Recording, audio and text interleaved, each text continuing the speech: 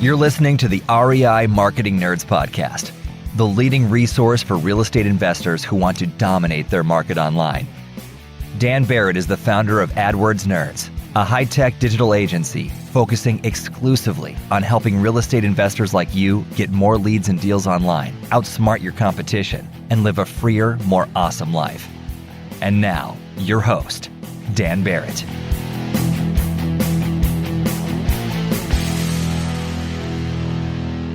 Hello, and welcome to this week's episode of the REI Marketing Nerds Podcast. As always, this is Daniel Barrett here from AdWordsNerds.com. How are you? Hope you are doing super well. Hope you are happy and healthy and doing what you got to do to get through the weeks. Because I got to admit, sometimes it's tough and sometimes it's easier than others. So if you are feeling, stressed or anxious or just a little overwhelmed, look, you're not the only one. I got you. I feel you.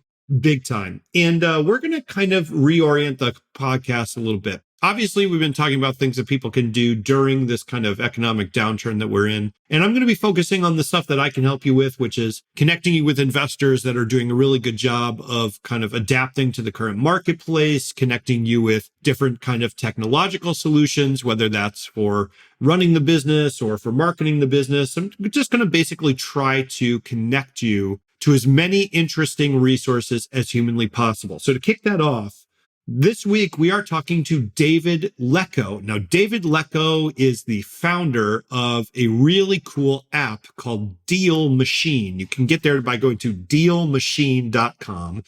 And dealmachine.com is basically an app that runs your entire driving for dollars operation. Everything from skip tracing the information on the house, to sending the mail, to setting up bird dogs. It is a really impressive piece of software. And the thing that sort of made me want to talk to David specifically now is that driving for dollars, like online marketing, for example, is a kind of marketing that doesn't involve the mail. You don't have to go into the house. It's something that you can do largely virtually, and in fact, entirely virtually if you're using bird dogs. And I want to keep highlighting this theme of pivoting into the current marketplace, because I think, in any kind of period of disorder or disruption, we see a lot of upset. We see a lot of things that have always worked, quote unquote, always worked.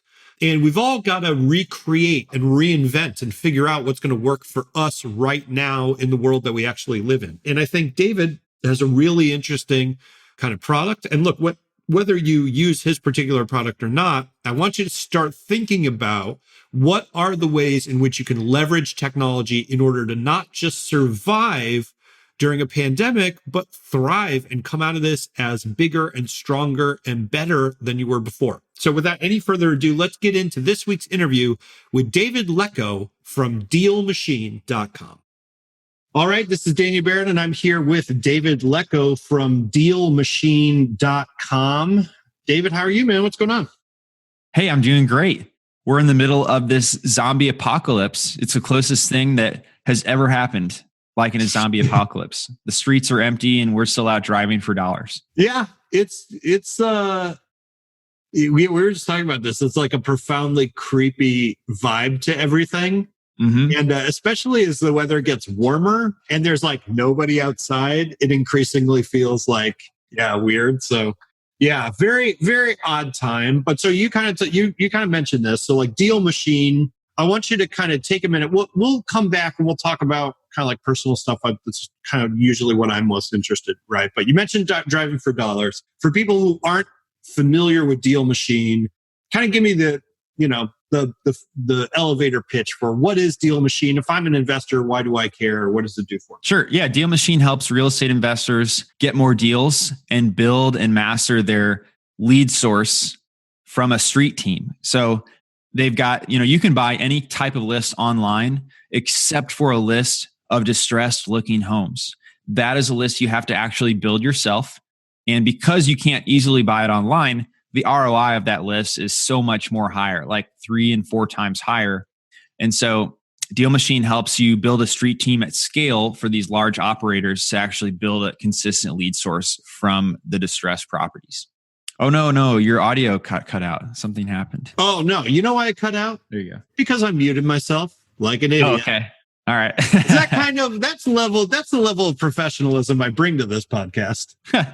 So I was saying, so Deal Machine, it's like the app that I use to coordinate between everybody. Like kind of how does Deal Machine kind of fit into like an average investor? Yeah. So there's a map where you can tag a property, see who owns it, send out a piece of mail from the app. You can also recruit drivers through our landing page and get them to sign up under your specific account with instructions on exactly how to go about adding properties, how you're going to pay them, and packaged up for them and an experience that lets them just onboard and start providing value to you without having to do a bunch of training. Yeah, I think if anybody's listening to this who've never seen it, it's a very slick kind of experience. It's very cool. Like I like how kind of integrated everything is. So that's what Deal Machine is. We'll come back to like how people are using it and how it fits in now, because obviously it's a very different world now than it was 6 months ago. So I'd love to hear your take on all that. Let's kind of take a step back and like, so what's your role at Deal Machine and how'd you get started? Like what was your entry into real estate investing? Sure. Yeah. So I'm actually the CEO at Deal Machine.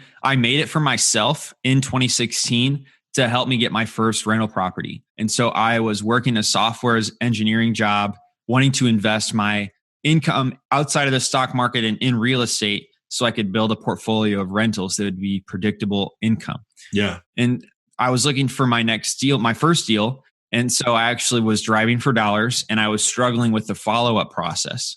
I wasn't actually going home and sending the letter out immediately. And I certainly wasn't repeating the mail to them on a good schedule because I wasn't even getting the mail out in the first place. Right. And so I built this app for myself. It was very basic in a weekend to start tagging properties on a map and have it send out mail automatically. So that's how it all started. And I just closed on my 8th rental last Friday. So I'm really excited about that and building the rental portfolio still, even though Deal Machine is my full-time dedicated, job now. Yeah. So it's interesting because you obviously have the tech background, right? So it's like it makes total sense. Like you're scratching your own itch. Mm-hmm. What made you drive for dollars originally? Because it seems like, so like I'm a computer guy, you're a computer guy. You're way more technical than I am, I'm sure. But, and I don't invest, right? But people always ask me like, well, if you were an investor, what would you do? And I'm like, well, I would do what my strength is. Like my strength is online marketing. So that's what I do, right? Everybody's got a different set of strengths. So for you, being the computer guy, what attracted you to driving for dollars originally? Was it that you thought the ROI would be that much higher? Like, why driving for dollars? Well, to be honest with you, that's what everyone's advice is go drive for dollars in these areas. I wasn't getting a lot of other advice about doing much else. And so I just was following the advice that everyone was giving. And then I just made the process, so I had a better chance of success. And that was through the tool that was going to handle a lot of the stuff that I was dropping the ball on, like looking up the property owner and getting that mail out and then repeating the mail. When in the process did you feel like, oh, I have something here that other people are going to want to use? Yeah, it was when Brittany from Alpine Properties gave me $1,000 so they could try it. And I was like, wow, that's like a lot of money. And she's buying 30 houses a month in Indianapolis. She doesn't even live here. And that's when I realized that it's something that is more than just me that I could serve. And that was like the first time I ever made real money outside of a 9-to-5 job. And it was not even a problem. Yeah. That told me there's a need there. And that's why I decided to spend some more time on it. Early 2017 is when I put it on the App Store and then brought my partner on, Dave, to actually make it a really good app. Yeah. From what I had created for myself, which was just super basic and not very user friendly. So you guys went App Store in 2017. So what was that? Was that process particularly difficult for you? So I don't know a ton about software development. I'm very interested in it from the outside, right? I've heard that the App Store, like the difference between getting an app on the App Store, we're talking about the Apple App Store, right? Versus like, for example, just putting it on the web or something, it's significantly more. There are a lot more hoops to jump through. At least that's my impression. Is that what it was like? Yeah, on the Apple side, there's definitely hoops to jump through, especially with how you charge customers. Mm-hmm. And so initially, we didn't have any issues because we just kind of fit in that group. We did it right. We kind of knew about it and we did it right. Right. But there was like probably a 3-month period where we were going back and forth with them about the billing stuff. And yeah, it just takes like a few days to like actually get any updates posted because there's a review process on Apple, but it's really not too bad. So if you were going to go back in time, knowing what you know now, you're going back in time and you get a chance to rebuild Deal Machine. Would you do anything differently, or would you do it the same way? You're like, look, it's kind of just the way that it is. Or would you have approached the development process? Well, no, I wouldn't have done anything differently. And my goal for actually a really long time was just like, I'm doing this to get me a rental property. And right. I don't care whatever happens to it after that, and it's achieved that success. And so by that definition, it was all of the success that I ever wanted from it. And it did more than that. So everything after that was just fantastic.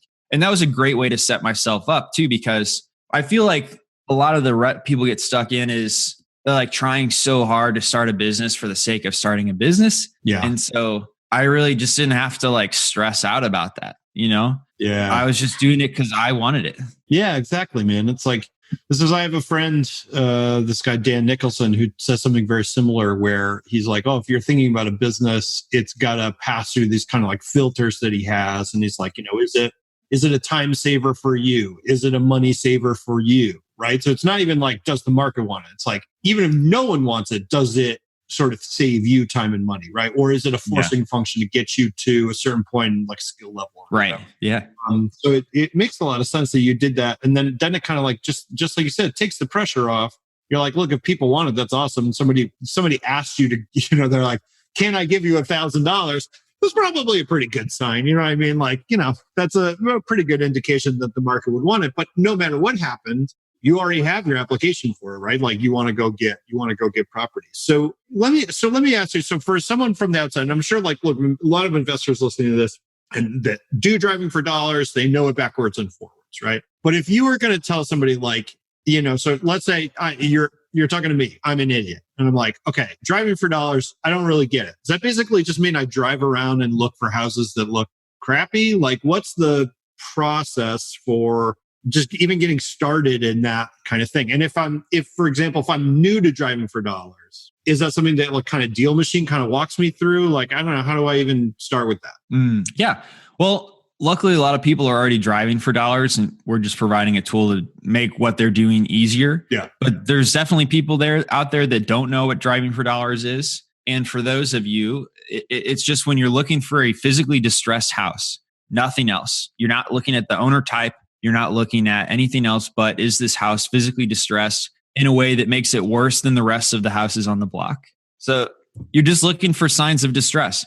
That could be peeling paint. It could be a stuffed full mailbox or like tall grass, or even in a really nice neighborhood, maybe it's the guy who doesn't trim his bushes. And it's just like an indicator that something is out of place. And that's what you're looking for. That's interesting. I never really thought about it as it's relative to the neighborhood it's in, right? Because you're right. It's like, some houses, your house basically has to be on fire in order to be distressed compared to everybody else. Yeah, yeah. And then in other neighborhoods, it's like, wow, Don didn't rotate his lawn flamingo this week. Like that's he right. might be dead inside, or whatever. So that's really interesting. So okay, so let's say I'm using Deal Machine, right? If you could contrast for me, so what an average driving for someone who's not using Deal Machine, if I'm going driving for dollars, what that process is like, kind of start to finish, and then where does Deal Machine come in? What does it do for me that makes it easier or better or whatever? Yeah. So the normal process is look for the houses, write down on a piece of paper as you're driving by, and go home and look up the owner on the county website. Then put together all those owners and send a piece of mail to the owners and then drop it off at the post office. And unless you've got 200 plus, you can't send that out through a service. You've got to do it by hand because most mail houses have a minimum. Okay. So that was the original problem that Deal Machine solved for me. Was I had like 40 some odd properties and I had them on my list for like a month plus, but I never sent anything out because I just didn't have enough to get them out. And then I had a process to do it at home, but it was just very time consuming. So I didn't do it. Yeah. So the app does all of that with a map. You tap the property, it tells you who owns it. You could send a piece of mail from the app, and it's custom design. It features the photo of the house that you took, And then you don't have to think about it. It's just going to follow up and you go out and look for the next house and just add it to your list. Wow, that's awesome. Okay. Thanks. So when someone signs up, do you have all that data, like the owners and stuff? Is that all already in the app? Or when someone's, do I log in and say like, this is my market, can you add my data to it? Yeah, it's definitely already all in the app for you. Wow, that's cool, man. So did you? Yeah, anywhere in the United States. Yeah, that's fascinating. So do you think, you see a lot of people coming into it that they're coming into Deal Machine from having to kind of do it the manual way. You mentioned follow-up before. Follow-up is probably one of the most commonly recurring themes, I would say, in this podcast, having done this for like almost 2 years. Would you say that the biggest problem that you solve, or maybe let me put it this way, the highest impact problem that you solve for people is just that they don't follow up on a consistent basis with the people that they think they're going to follow up? I definitely think that's the number one issue. Yeah. For this kind of lead, right? So driving for dollars, the house is in a certain state of distress, but like you said, you don't know a ton about the person, right? So how many touch points do you think you need for a given person before, if they're going to respond, they respond, right? Do I need to send this person like 2 pieces of mail, 10 pieces of mail? Like what's the pattern there? Yeah, I think that there's a lot of literature out there about sales that says minimum 8 times. And that's not real estate specific. That is every single sales, material out there is going to say minimum 7, 8 times. But we always say minimum 3. And just because I think that's easier for people to swallow.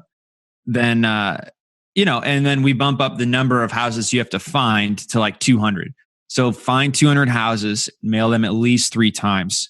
And if you get a response from that, you're probably going to, from what we've gathered from all the testimonials and reviews, but you should most definitely keep repeating mail to those houses more than 3 times. You just kind of say, hey, this is a good baseline, a minimum amount of work, if you will, that you need to commit to do. Want to find motivated seller leads online, but don't know where to start? Download our free 2019 Motivated Seller Keyword Report today. AdWords nerds have spent over $5 million this year researching the most profitable keywords for finding motivated seller leads. And you can grab these exact keywords when you download our report at www.adwordsnerds.com/keywords. Now, part of Deal Machine that I'm interested in and I think is kind of fascinating is the whole street team kind of idea where, you have people that are, correct me if I'm wrong, this is my perception of it, right? It's like people are essentially acting as bird dogs. They're doing the driving for dollars for you, right? And sort of submitting the properties. So can you tell me a little bit about like how people typically set that up and how it works? Yeah. So usually you'll find somebody on Indeed or a meetup and you'll pay them to go look for houses for you. A lot of people like to pay per deal closed. Yeah. The problem with is none of your drivers are ever going to stick around because, it takes you 3 months to close a deal a lot of times because you've got to get all those follow-ups in. And so I really push people against doing the pay per closed deal. And I would prefer to say pay per hour, $15 an hour is a salary that somebody's really going to appreciate because it's the type of person who's driving Uber right now. But that pay is unpredictable because, well, one, there's not many Uber riders right now. And when they are in a normal, world state, it's always fluctuating. But you're going to provide a guaranteed $15 an hour. And you're going to pay less overall than if you pay $1,000 per closed deal anyway. So that's my recommendation. You've got some folks that pay like per deal added as well. Yeah. And, $1 to $3 is what I see for that payment structure. It's really interesting, man, because if you think about right now, we're talking about, we're in the middle of the pandemic as we're recording this. You're in Indianapolis, I'm in Connecticut, right? We're both on lockdown. And you think about right now, so many people are out of work and there are so many people doing Instacart, Uber Eats, DoorDash, that kind of thing, right? But you think about, Instacart's maybe like the most extreme. That person's making whatever they're making, which is not a ton, plus whatever they're getting for tip, right? And they're going out in public and exposing themselves to who knows what, right? And I'm like, some people think, COVID-19 is not a big deal. It's like, whatever you think, there's some level of risk there that you're not incurring otherwise, right? So it's like the nice thing about doing the kind of thing that you would do driving for an investor is you just pretty much stay in your car, right? You don't have to go to like the milk aisle where there's like the dude, vomiting zombie juice all over the place. And like, you can, $50 an hour is pretty darn good. That's more than I made tutoring. That's more than I made tutoring the SAT in the year 2000 or whatever it was. So that's pretty awesome. Right. Well, you have some expenses. You're going to be driving your own car. Yeah. Paying for gas. Yeah. But, I also think it's good, especially right now during the pandemic, that people are virtual, doing other virtual things like paid ads.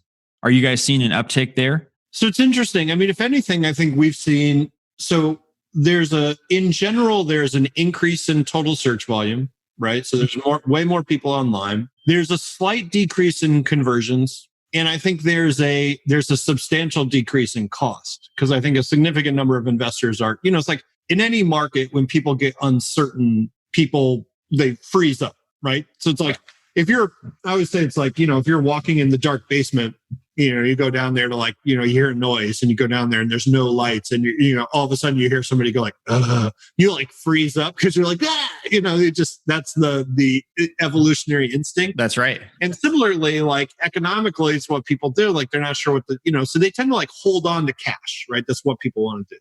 And the problem is like, first of all, I totally get it. I'm not judging that at all. I'm like, maybe that's the right move. Maybe it isn't. But the problem is if you don't fill your pipeline, because you're worried you're not going to have deals in 2 months. Well, if you don't fill your pipeline now, you won't have deals in 2 months. That's just how it is, right? Right. So, I think a lot of investors right now are holding on to cash. What that means is that for the people who are staying in the market, so like all our clients are currently staying in the market, costs are actually coming down for the same number of leads, right? So it's there's pluses and minuses to it like anything else. But I think doing stuff virtually, and I think I've seen a lot of investors kind of moving to, having the seller take pictures of the house and then like reimbursing them for that, right? And things like that. So it's like, or saying like, we don't actually need to visit the house in order to make an offer on it, right? Stuff like that. Yeah. So it's been pretty interesting. Yeah. I mean, what about, have you seen like an increase in people interested in driving for dollars? Is it kind of steady? Like, what are you seeing in terms of impact of all this kind of economic uncertainty? Yeah. Well, we actually released a virtual driving for dollars module that lets you cruise around on Google Street View and add properties from your computer that way. So that's actually something a lot of people are turning to. We've had 1,000 people hop on to it since about 2 weeks ago, since when we... This is like a part of the app, or it's like a course that you taught, or? It's a piece of technology that is a Google Chrome extension that you use while you're on Google Street View. That's cool. Oh, I get it. Yeah. So then you can kind of look around. You can take a picture of the house, and then you can like mark it in the app essentially, and use that to start plugging your mail into. Yeah, it's a Chrome extension, so it does a lot of what the app does while you're out on the actual street, except for it does it in your Google Street View. So you can just walk around on Google Street View and add that house, skip trace them to call them, or get the owner's name right there and send mail. So it's a Chrome extension, browser extension that comes out from your browser extension bar up there on the right. Yeah, that's awesome, man. That's a super good idea. Yeah, I'm curious. Like, what do you think? So you're on the technical end of things, right? But you also have your hand in real estate investing. I'm curious. What do you think all the fallout of this, let's say 5 years from now, is going to be? Because to me, it seems like this was a very big push, and not just in investing, but in many parts of the economy, right? A very big push towards doing stuff online, doing stuff virtually, cloud hosted stuff. I mean, you see like the number of people who are suddenly realizing, oh, I could work from home. I could have always worked from home, so, and I don't really know if it's, when all this is over, we just go back to normal, or when all this is over, there's this lasting effect because now we just realize all this stuff is possible. I'm curious what you think the fallout's going to be for real estate investing. Are we moving towards an era of real estate investing where way more stuff is virtual and all this stuff is just normal, or do we just go back to business as usual? I think we'll probably go back to business as usual. Maybe a few more people will do virtual stuff, but there's already people out there doing, like, we're in Collective Genius, right? We both are. And so there's 130 people there that are doing like 50 deals a year or more. There's a number of virtual people there. So I don't think it's like a secret that you can do stuff virtually. I think right now people are figuring out, that they can do it. I don't think there's a replacement for those people that want to do it in person. I think people just like that. A lot of the guys that do it in person have chosen to do it that way. So I don't necessarily think that's going to really affect us too much. Same thing with like people realize that they can work remotely now. But I mean, I don't think people like love it. I think most people are really excited about going back into the office. Yeah, that's very true, man. It's like, I never thought I would miss like Starbucks so much. And now I'm like, I can't wait to see, Frank, the barista again. That's going to be nice, That's really interesting. So let me ask you, I have a secret fantasy. Okay. This is my confession. I have a secret fantasy that I'm going to develop a piece of software, software as a service. This is, to me, this has been one of these things where I think because I've run an agency for so long, we've been such a service business, I'm very attracted to the idea of the software that you pay for, right? But in my head, the flip side of that fantasy is this nightmare where it's just a constant never-ending stream of like bug fixes and everything's broken all the time and it's a nightmare. So what is it really like, for those who are listening or are curious, what is it really like to run a successful software as a service business?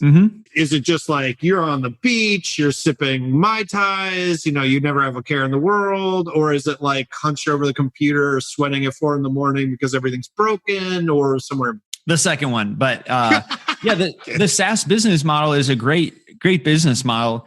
I think the grass always looks greener on the other side. With technology, there's very little that you can actually patent. And every single other person who sees you being successful is going to copy exactly what you did.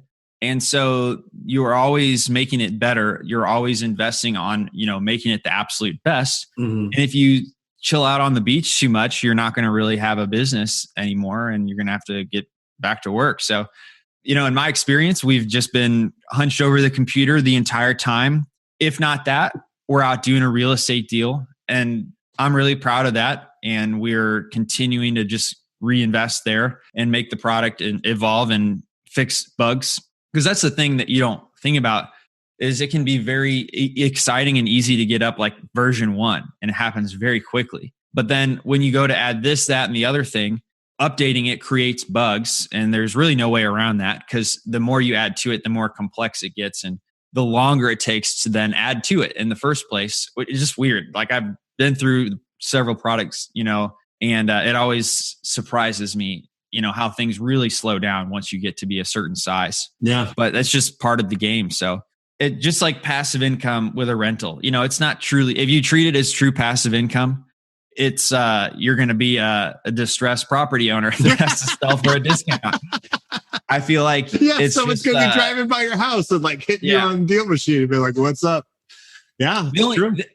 I'm not saying passive income is not achievable. I just think it takes a lot of time, a lot of building, and a lot of work to put it in place. Buying a rental property and forgetting about it isn't the answer. But building a business around a company that buys rental properties and manages rental properties, that eventually has enough systems that are so good that they run without you, that is more of a possibility. But that's just not something you do overnight or in a year. Yeah. I really like the whole thing of like, passive income. It's like, if you really want the income, it's not passive. And if it's really passive, you probably won't have much income for too long. Well, so let me ask you, because you hit on this, and I want to end on this, because in a recent podcast episode, I was talking about kind of how marketing for investors is changing, and how investors relate to their markets is changing, how the investors relate to sellers is changing. And you said this thing is really interesting, and I think there's a very clear kind of parallel. You were saying, look, like when you do software, because you can't patent it, so it's like when you do a successful thing, immediately people start copying you. right? And likewise, investors, for any investor in pretty much any market, they're competing with a bunch of other investors who have very similar business names probably, and, very similar websites, and everything's very similar, right? So how do you think about, in a world where, look, everything you could do can just be copied, right? How do you think about becoming the sort of dominant player in your field where people choose to work with you because they view that as the best possible option? Like, how do you engineer that or make a process around making that happen? Yeah, well, it's always a work in progress, but I think there's a few different things. I think the thing that everyone always jumps to is we will have the absolute very best customer service, and they believe that is the thing that makes them stand out.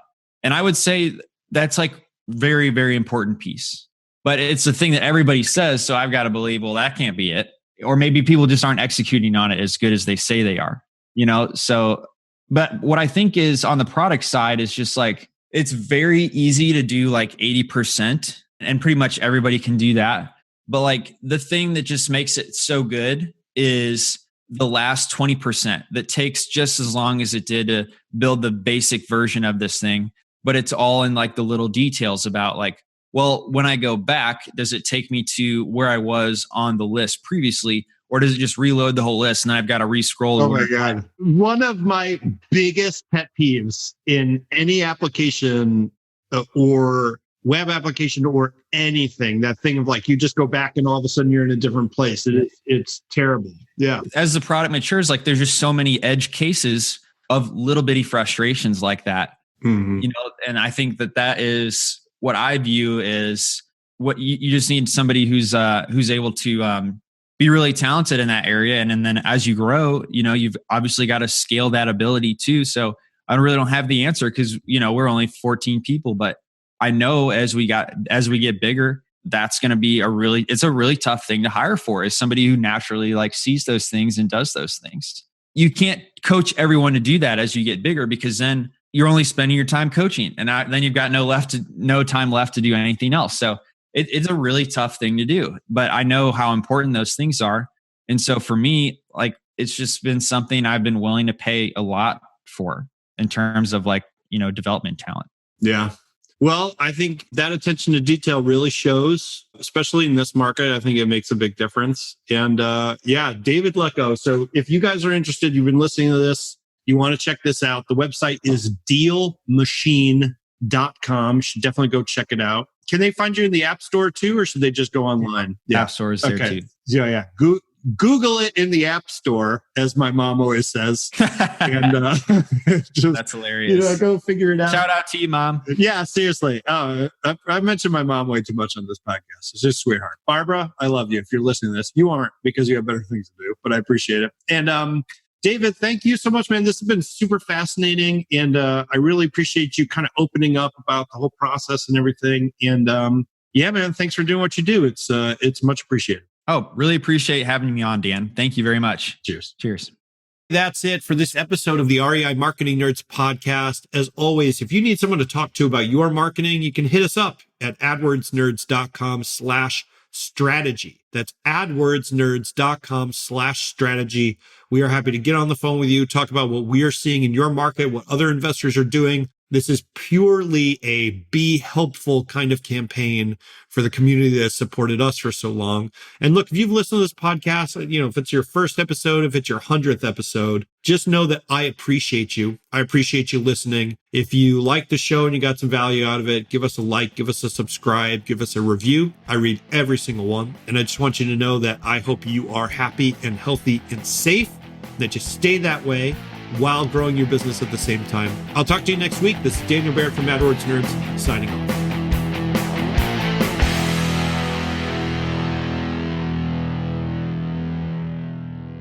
This is the podcastfactory.com.